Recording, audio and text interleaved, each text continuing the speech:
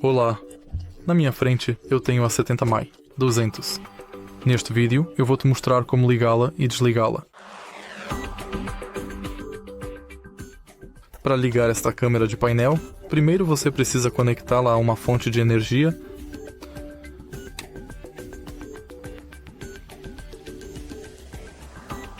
Uma vez que estiver conectada, a câmera de painel ligará automaticamente.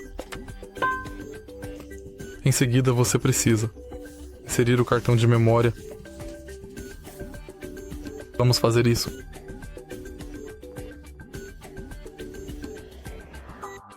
E no final, precisamos formatar o cartão. Confirmar. Está feito. Para desligar a câmera de painel, basta remover o plug ou desligar o carro. Se você achou este vídeo útil, por favor, deixe um like, comente e se inscreva.